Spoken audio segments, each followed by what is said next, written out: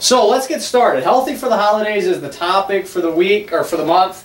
And we're really going to focus on the top 6 joy stealers from the holidays. Okay, and I'll explain more what I mean about that as we go. If the computer catches up with us.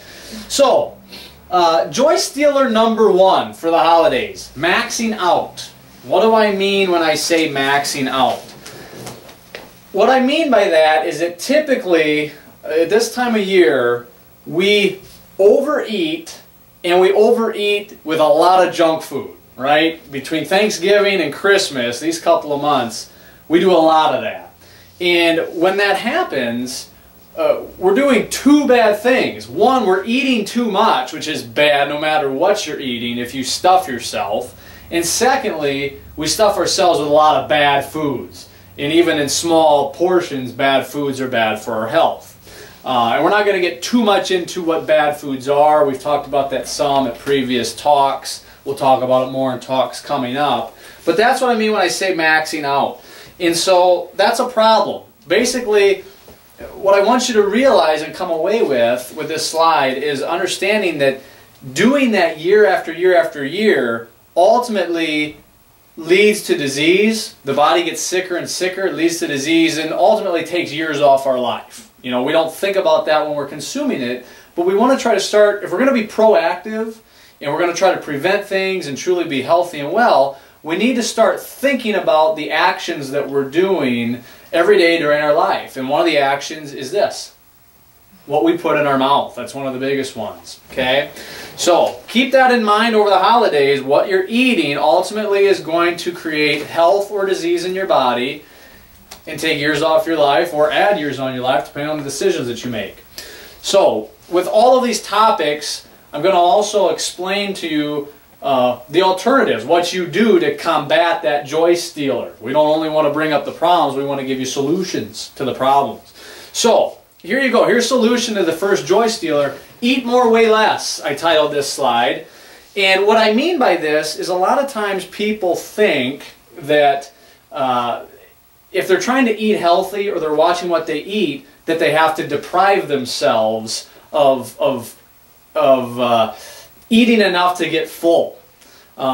They think that they have to restrict their calories, always be hungry, which isn't the case at all. I mean, a lot of the fad diets, you know, over the last 50 years have made people think that. But truthfully, if you're eating a diet to be healthy, you're eating foods to be healthy, you don't have to so much restrict the portions or the calories. It's more watching what types of foods you're eating. So a couple tips I want to give you. And again, I'm not going into a lot of detail with this because we've done it before, we'll do it again. But just to kind of skim the surface with this, first of all, the large portion, your big bowl when you go for Christmas supper or whatever it is, your largest bowl should be composed of, or be comprised of your veggies, your greens, your salads.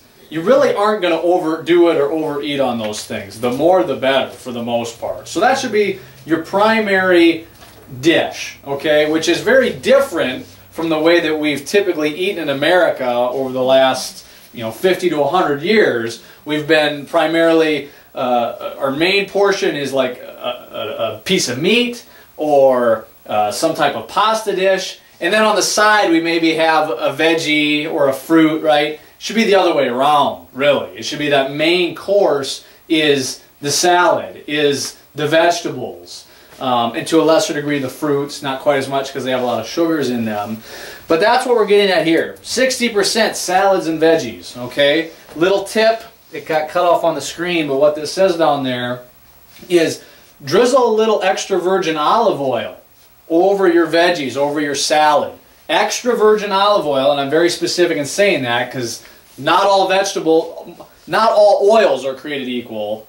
Most of the vegetable oils are actually quite bad for you. But the extra virgin olive oil is a really good one. It supplies you with a lot of essential fatty acids, which we'll talk a little bit more about how they affect your health down the road here in the PowerPoint presentation. But that's a way that you can get more essential fatty acids, and it increases the taste of your food because it is a fat. it's a good fat, but fat always enhances taste, which is why we typically get in trouble with eating too much fat, because it tastes good. It's one of the reasons donuts taste good, cookies taste good, fat and sugar, okay? So a little extra virgin olive oil will help enhance the taste of the salads and the veggies, and it's a great source of essential fatty acids, so it's actually a good fat for you. Can't really have too much extra virgin olive oil. Then the next largest portion, as you can see with my bubbles here, should be your fish, your chicken, your meats, preferably organic. Again, we're not going into that a lot, but preferably should be organic. And then the smallest portion, if at all, should be your rices, pastas, potatoes, breads, things like that. You know, things that you typically think of being carbs. I'm not going to call them carbs because vegetables are full of good carbohydrates too, which we're not restricting. So instead of calling them carbs, it's your small portion of rice, pasta, breads, things like that. Cereals would fall in that category too. If it's a really lonely Christmas dinner and you're just eating cereal by yourself, that would fall into that category. See if there's anything else I want to include in this slide. Right here, I put down increase more God foods and decrease more man foods. Now, what I mean by that is try to always think of the foods that you're eating. If you can find them occurring naturally in nature, that's typically a good food for you. What I mean by that is, you know, if I want to eat an apple, I could go find an apple tree and pick the apple somewhere in the world. I'm going to have a really hard time finding a nacho cheese Dorito tree somewhere. That's not a God food, that's a man food, okay? So I'm talking about things occurring naturally in nature. All right, joy stealer number 2, sugar. Sugar is, it's definitely the most highly consumed product that we eat in America, on the average. More than any other type of food product, we eat more sugar than anything. And sugar is arguably the worst thing that you could be ingesting out of all the different foods you could be eating. Okay? There's maybe one other thing that would rival that, and that would be bad fats that we've talked about in some other lectures, and I'm sure they'll come up again. But sugar is the topic of this slide. And I want you to understand, one, how bad sugar is for you. I mean, like I said, it's the worst thing we can consume for our health. Just to give you an idea of how bad it is, nearly the minute you ingest it, it decreases your immune system's ability to fight things off. Meaning, you can't fight off colds, flus, infections, ultimately things like cancer. If your immune system isn't working properly, you're more susceptible to all types of diseases. Okay? Another thing I want you to come away with from this slide is the idea that when I say sugar, I'm not just talking about candy. Okay? Most of us probably realize that candy is not a health food, but what you maybe don't realize is all of the hidden things that sugar's in, that you wouldn't necessarily consider candy, and you might be surprised to realize that sugar is in that product. Like, for example, a couple of these, like ketchup, fruit juice, lunch meats, breads. It's in a lot of salad dressings, and I bring that one up because a lot of people that are trying to be healthy will think that they're being healthy by eating a salad, but the truth is if you put the wrong types of dressing on to make it taste good, you're eating more calories and more sugar and more bad fats than you potentially would have been eating a hamburger or something like that. And a lot of people don't realize that, but it's the dressing, because it tastes good. It's loaded with sugar and bad fat. So again, you know, that's where you go back to use the extra virgin olive oil over it instead of the bad dressings. So sugar, bad for our body. It's in hidden places.